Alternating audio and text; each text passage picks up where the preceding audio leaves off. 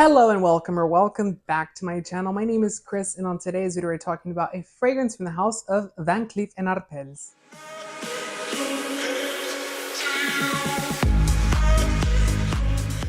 On today's video we're going to be talking about a fragrance from Van Cleef Arpels, and this brand is a very expensive, very famous jewelry brand, and they do have a fragrance line. The regular ones are pretty cheap, they're easy to find anywhere, but they have what's called their Extraordinaire collection. And this range of fragrances is going to be their top of the line, their niche fragrances, their more expensive, more premium line of fragrances.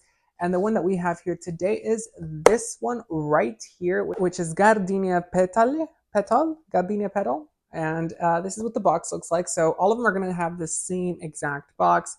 I don't know if the black bottles have the same box, but I do know that the white bottles and as well as the transparent ones have this same exact box. It is going to be a white, very simplistic box. You can kind of see the logo of Van Cleef Arpels is embossed here. It might not pick up on the camera because of the lights, I'm sorry. And you do get some information here at the back as to where the fragrance is manufactured. You know, all of that stuff, such as the batch code, and then the front you get your Van Cleef Arpels sticker, the name of the fragrance there, and the collection Extraordinaire is written on that sticker as well. So once you open this up, inside you get your fragrance, and they are very cozy in here. It's kind of hard to take out, so this is a very safe way of transporting this fragrance because it's not going to fall out. I know a lot of other brands that do something like this and the fragrance does fall out, but this one does not. It's pretty snug in there. And the bottle is very beautiful. I have to say that I actually like this one better than the white one that I got. So I got Oud Blanc, which was in a white bottle. It was not transparent, and it kind of looked cheap. I'm going to be honest with you. It kind of looked a little bit dingy, a little bit, you know, kind of stock, if that makes any sense. And what I mean by stock is that they typically, sometimes when brands are trying to save money, they will get stock packaging, and it's not customized in any shape, way, or form. And although it might be the same thing here, it looks very premium. So you get that clear, transparent type of liquid in there. It says the name of the fragrance. You do get your little, I don't know, a cord here with the Van Cleef Arpels logo on there. And the lid is going to be a ceramic-like top, which is very heavy, very expensive. There are no visible logos on here except that little medallion here that is hanging, as well as the name written out here. And then you also get a random logo here at the very bottom, which is just that Van Cleef Arpels diamond. So very nice packaging. They took the time to make it very premium, very expensive. By the way, if you hear this clink throughout the video, I'm sorry. It just does that. This fragrance was launched in 2009.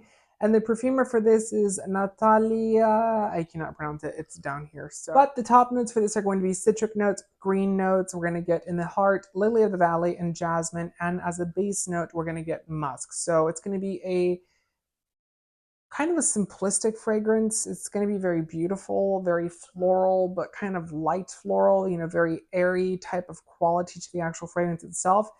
I do have to say something. When I first smelled this, it reminded me of another fragrance by a long shot, and that fragrance is by the House of Prada. Prada makes their olfactory collection, which is going to be their premium range of fragrances, and they have one. I believe it's called Nuit au Soleil, which is the one that I feel like it smells like, and it kind of has this botanical feel to the fragrance itself. And what I mean by that is that it kind of feels like a garden party type of fragrance. It's going to be a fresh cut floral note. It's not going to be a floral note that's sitting in a beautiful vase somewhere or a flower essence. It's literally the fresh cut flower essence that you feel like you're getting in this fragrance. It is very light, it is very fresh, it is very vibrant, and it's also going to be very springtime ready. Flowers for spring.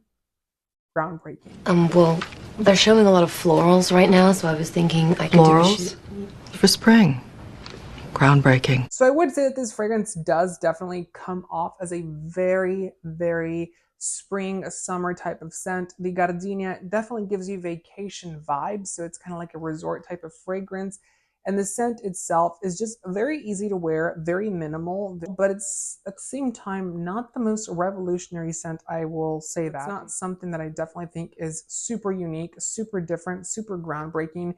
If you must have this fragrance and you do like it, you can also try, like I said, Nuo Soleil by Prada, and I think you'll like that one. Or if you want that fragrance, but you don't want to pay the price point that Prada is charging, then definitely try this fragrance because I think you will be very much surprised. There are some differences between that one and this one, but I do think that they kind of convey the same message, which is that kind of botanical garden type of quality.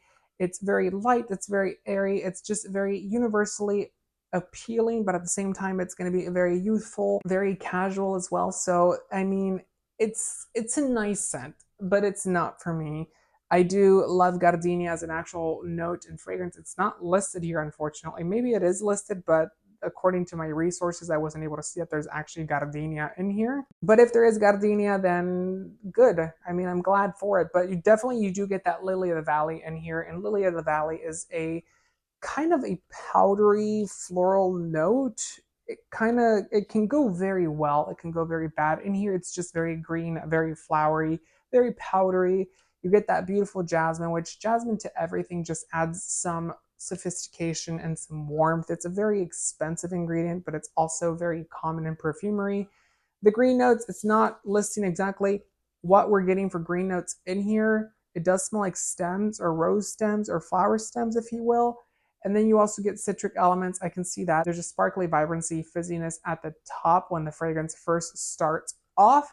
And then you get that clean, sophisticated musk at the bottom. So this is kind of an easy fragrance for everyone to like, for you to gift to someone. If someone likes, fresh florals that are kind of green and they're fresh and vibrant, then definitely check out this fragrance, give it to them as a gift.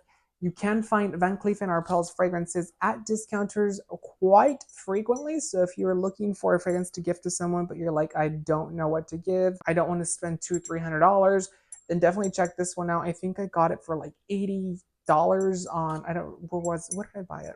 I bought it on fragrancebuy.ca, I think, or Fragrance, one of the two. And yes, I mean, you can get it very discounted, very cheap. And for the most part, longevity and the actual juice inside of it are very premium, very expensive. It's just a smell to me in this one that doesn't scream uniqueness, that doesn't really give you that it factor to be the fragrance of the century. It's just a good floral scent, and that's about it. So let me know down below in the comments, which other Van Cleef & Arpels fragrance would you like to see on the channel? Which one do you have? Are there any that are your favorites? Let me know down below in the comments. Don't forget to give the video a thumbs up and subscribe, you guys, for more fragrance related content. Until next time, take care. Bye.